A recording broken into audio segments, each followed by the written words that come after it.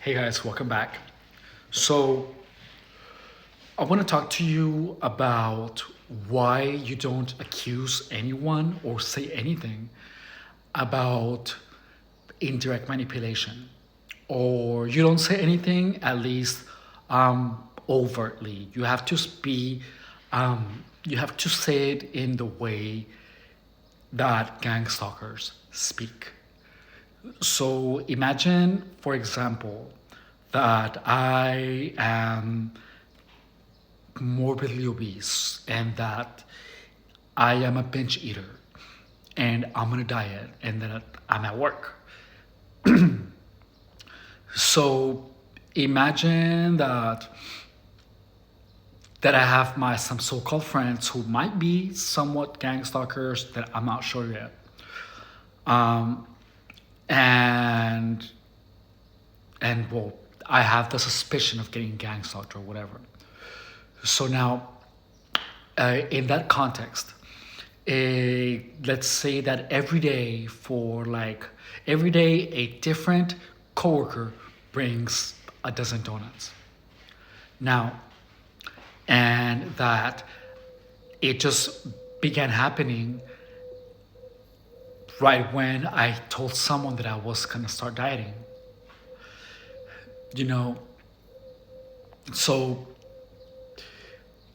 how would I sound if I would accuse my coworkers of trying to make me, to keep me overweight, to make me um, cheat on my diet,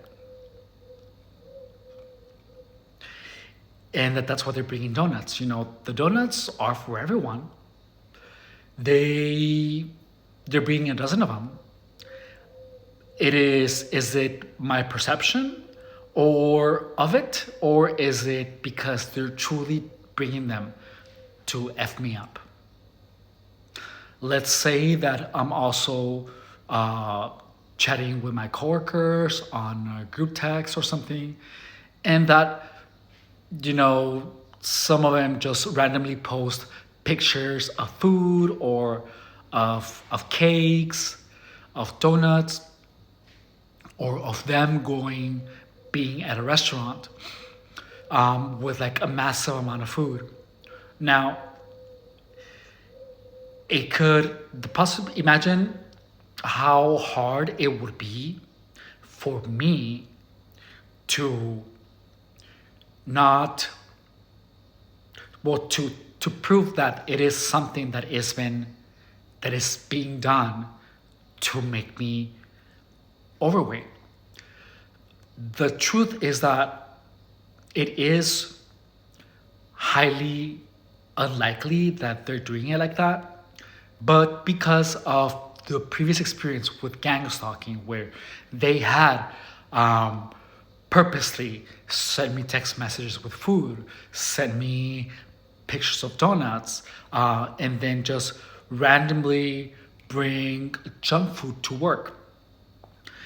Because I have had that experience before, I will never be sure if their intentions are actually to make me fat. You know, the the reality is that it most likely isn't. But because of the experience with gang stalking, you just can't help it but perceive it that way. And it becomes a challenge to restore your perception. So you really never accuse someone because it is, well, one, it's gonna sound insane. It's gonna sound crazy. So imagine if I'm at work and I tell my coworkers, "You guys are bringing donuts to make me fat," you know, or you guys are keep putting food in the group chat to make me want to get something to eat. That is the goal of gang stalking, to make you to turn your perceptions on reality, and if the thing is that if you act on those perceptions, you're gonna have a really bad time and you're going to make yourself appear like a crazy person.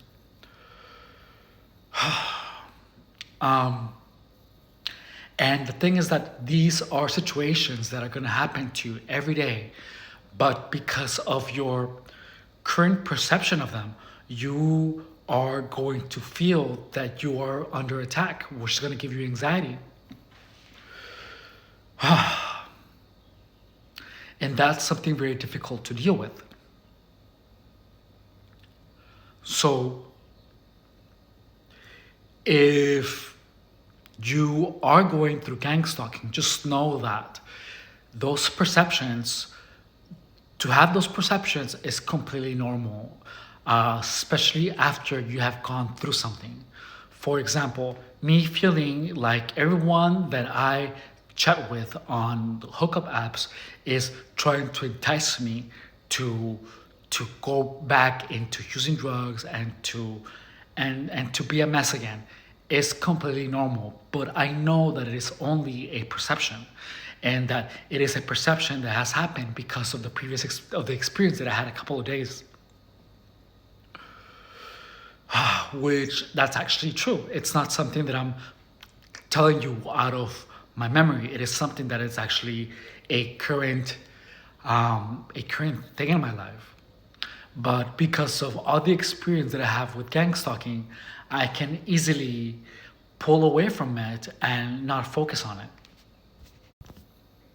So, if you're at the grocery store and all of a sudden your favorite product isn't there anymore, or if well, let's start with that. So if your favorite product isn't there anymore, it's not because gang stalkers bought all of it to make your life horrible. It is because the product ran out. It is just only that you perceive it like that because of gang stalking. If you're stuck in traffic and because of traffic you are late, and whenever you tell your boss laughs or smiles, just know that it is your boss is just laughing. Well, if you know that your boss is gang stalking you, it's to perpetuate that perception that the traffic jam happened or was done purposely to make you late. If your coworkers all of a sudden have candy at the office, they brought it because of the goodness of their heart, not to make you fat. If someone online sends you a picture of a penis, it's not because they're trying to make you hungry. It is because they are sending it to you to see if you just happen to be interested. But because of my experience that I've had, where it has been the case that is how I have been steered into to behaving in that direction, it is normal for me to have that perception of that perception of messages on dating apps. And that is just how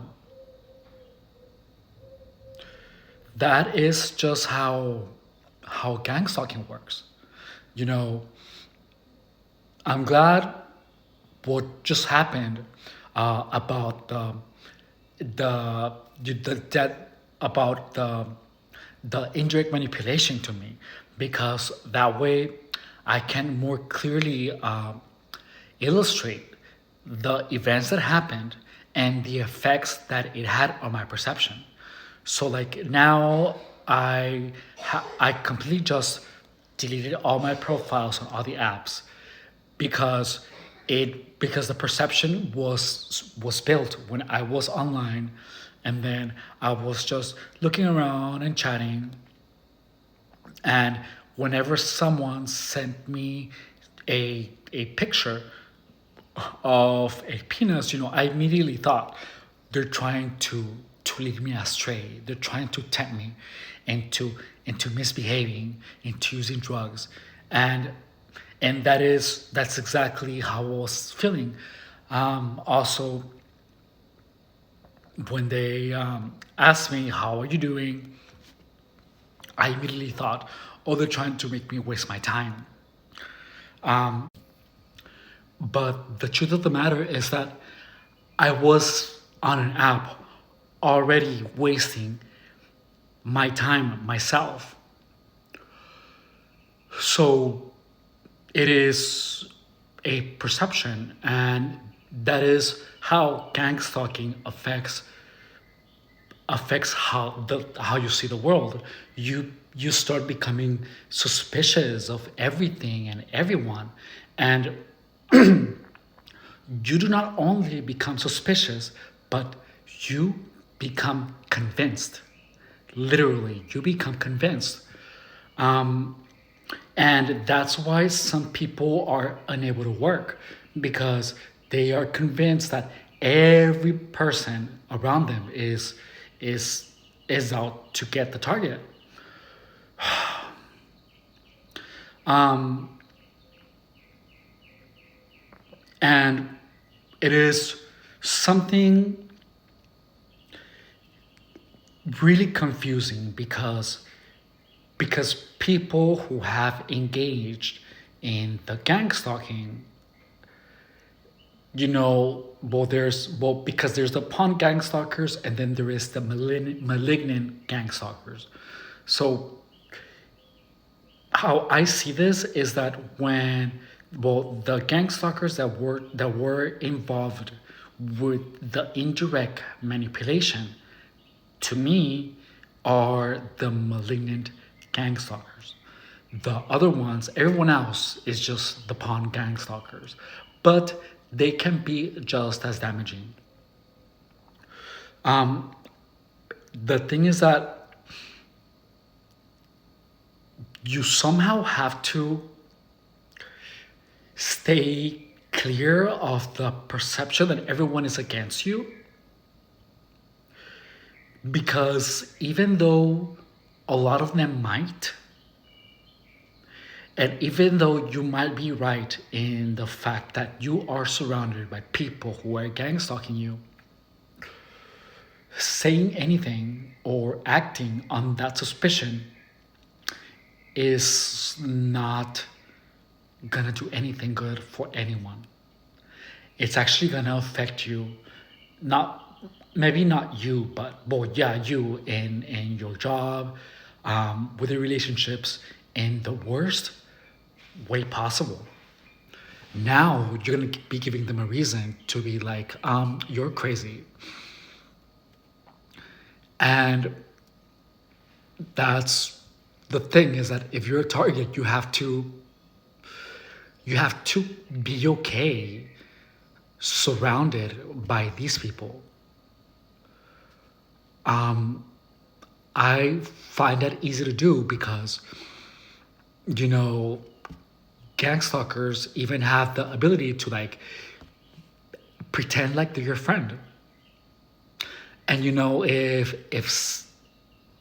you might be a genuine person and they might be fake, but you have to learn how to fake being their friend. You just have to. Like, or at least you have to like tolerate them, but you cannot ever let them see a sliver of hate that you might have towards them. The truth is that you don't know what they were told about you. You don't know how they were made to participate. You just don't know. Only you know who you are. It is, you only know that part. You have no idea about what these people were told. So you really cannot blame them. because you really don't know what they were told, and it is very easy to convince people of something, of gossip, to gossip about someone, so much that the perception changes of them.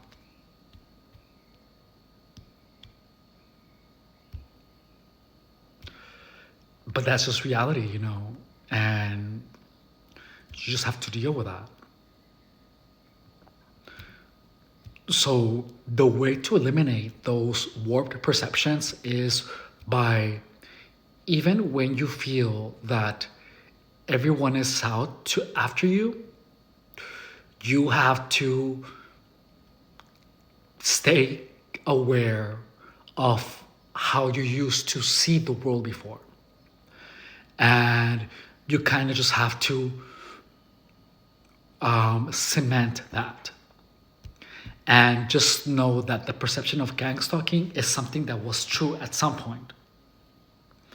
So, for example, me with the hookup apps, the way that I'm gonna deal with it is that the perception of me being tempted online was something of a couple of days, and my mission is to not let that perception bleed out into any other day. And the way to do that is to stay off all the apps. Don't think about the perception. And in 4 or 5 months, when I go back to it again, everything is going to go back to normal, because I never cemented nor dwelled nor relived that perception. Now, at work, the only thing that you can do is to pretty much stay sober and pretend like nothing ever happened. Behave like nothing ever happened. If you begin thinking about gang stalking, you have to pull your mind away and pull it into doing your job. Pull it into a new project that you have. Pull it into something that you enjoy thinking about. Your mission is to keep your mind as far or as pulled away from gang stalking as far as possible, as long as possible, so that the neural connections of the perception that has been imposed on you by a gang stalker doesn't cement and doesn't get stronger.